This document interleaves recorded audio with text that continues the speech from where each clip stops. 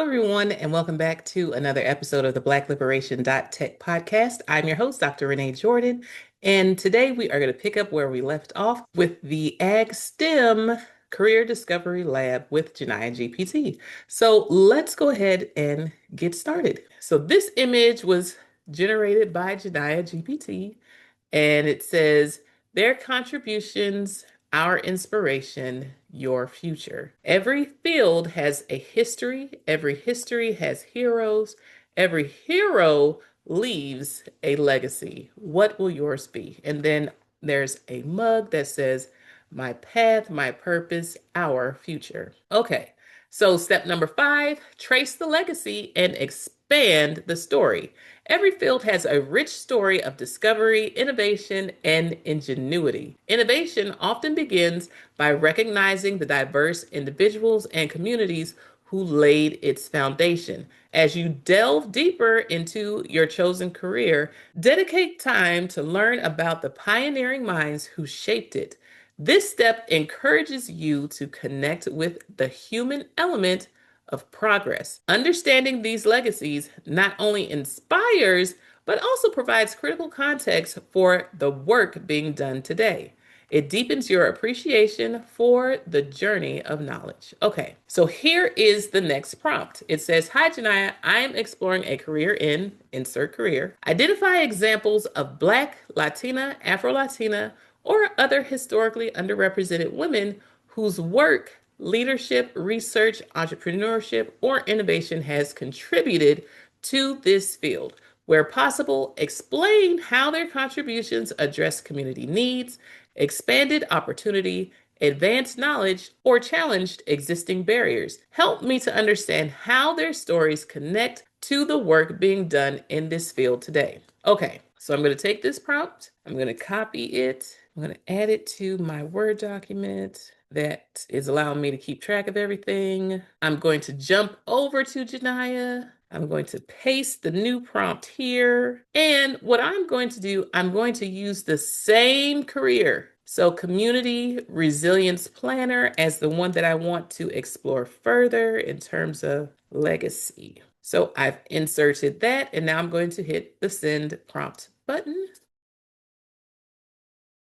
So I'm going to copy this information over to my Word document so that I can save it later. Let's go back to the top. Okay, I must be getting closer to the end of what I can do for free. It looks like I'm getting a reminder to log in or sign up for free. Let's see how far we can go, because that's what I'll need to know in preparation for the workshop, where students will need to stop. How many responses will they be able to get? All right, so let's go ahead and take a look at the results. Exploring the stories of women who have shaped community resilience is a great way to understand how this field creates real-world impact. Community resilience planners work at the intersection of people, infrastructure, environment, food systems, public health, technology, and policy. So leaders in this space come from many different backgrounds. All right, so the first one we have Dr. Beverly Wright. Dr. Beverly Wright. Who is she? Dr. Beverly Wright is an environmental justice researcher and founder of the Deep South Center for Environmental Justice. What she contributed? She has spent decades studying how pollution, disasters, and environmental hazards disproportionately affect Black communities, particularly along the Gulf Coast. After Hurricane Katrina, she helped communities advocate for fair recovery efforts, safer housing, and environmental protection. Why it matters to community resilience planning. Community resilience isn't just about surviving disasters. It's about ensuring recovery resources reach everyone fairly. Dr. Wright's work helped planners understand that resilience must include environmental justice and community voices. Connection to today. Modern resilience plans often include community engagement, equity assessment, and environmental justice goals because of leaders like Dr. Wright. All right, next, number 2, Majora Carter. Who is she? Majora Carter is an urban revitalization strategist and entrepreneur from the South Bronx. What she contributed. She campaigned projects that brought green spaces, economic opportunities, and environmental improvements to historically underserved neighborhoods. Her work challenged the idea that communities must choose between economic development and environmental quality. Why it matters to community resilience planning. Resilient communities need healthy environments, jobs, transportation, and public spaces. Carter's work showed how community-led development can improve all of these at once. Connection to today. Many resilience planners now focus on green infrastructure and neighborhood-based solutions that improve both quality of life and climate preparedness. Number 3, Dr. Mona Hanna-Attisha. Who is she? A pediatrician and public health researcher known for exposing lead contamination in the water supply of Flint. I'll keep reading. What she contributed. Her research helps demonstrate that children were being harmed by contaminated drinking water despite official assurances that conditions were safe. Why it matters to community resilience planning. Community resilience depends on safe infrastructure and trustworthy data. Her work showed the importance of using evidence and science to protect communities. Connection to today. Resilience planners increasingly use data monitoring, risk assessment, and community health indicators when making decisions. Next, we have Dr. Danielle N. Who is she? An ecologist and science communicator who has worked to make STEM fields more inclusive and accessible. What she contributed. She has helped broaden participation in science by encouraging underrepresented students to pursue careers in ecology, conservation, and environmental research.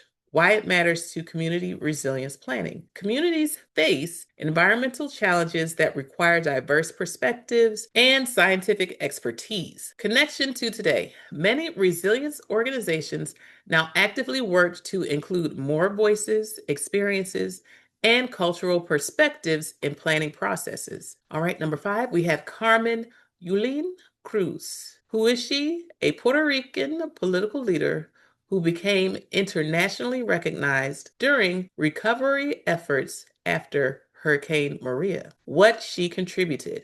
She advocated strongly for residents facing severe infrastructure failures, housing challenges, and resource shortages after the storm. Why it matters to community resilience planning. Her leadership highlighted the importance of emergency preparedness, communication, and equitable disaster recovery. Connection to today. Community resilience planning now places greater emphasis on local leadership and ensuring vulnerable populations are included in recovery planning. Let's take a look at number 6. Dr. Karen Washington. Who is she? An urban farmer and food justice advocate from New York City. What she contributed. She has worked to expand access to healthy food, community gardens, and local food systems in underserved communities. Why it matters to community resilience planning. Food security is a major part of resilience. Communities that can access healthy, affordable food are better prepared to withstand disruptions. Connection to today. Many resilience plans now include urban agriculture, local food production, and food access strategies. Next, we have Vanessa Nakate. Who she is. A Ugandan climate activist who has brought attention to how climate change affects African communities. What she contributed. She advocated for climate adaptation, renewable energy access, and greater inclusion of voices from regions most affected by climate change. Why it matters to community resilience planning. Climate resilience is increasingly a global challenge, requiring planners to think about adaptation, sustainability, and equity. Connection to today.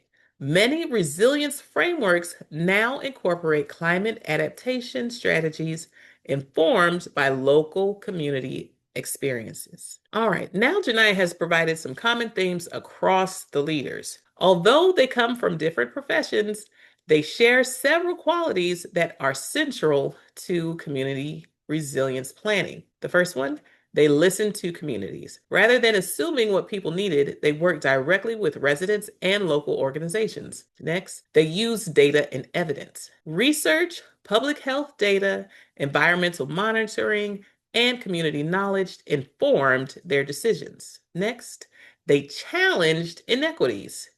They recognized that some communities face greater risk and fewer resources than others. Lastly, they connected people and systems. So they understood that resilience involves housing, transportation, food, health, technology, education, and the environment working together. And last but not least, how their stories connect to your interests.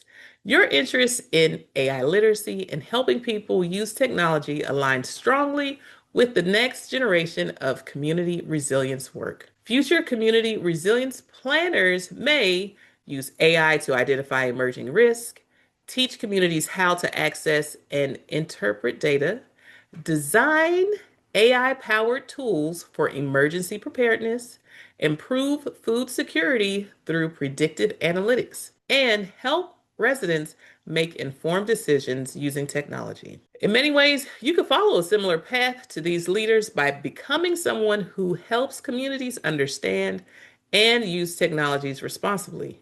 Just as these women expanded access to environmental knowledge, public health information, and community resources, you could help expand access to AI knowledge and digital tools that strengthen communities for the future.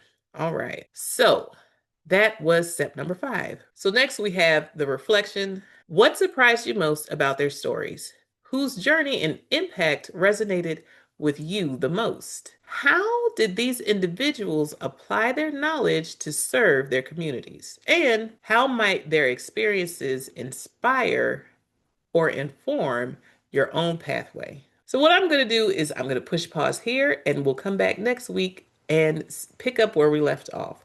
With all of that being said, thank you for listening to another episode of the Black-Liberation.Tech Podcast. I'm your host, Dr. Renee Jordan. Please feel free to like, subscribe, and share, rate, and review the podcast to help it become more discoverable. And until next time, take care. Bye bye.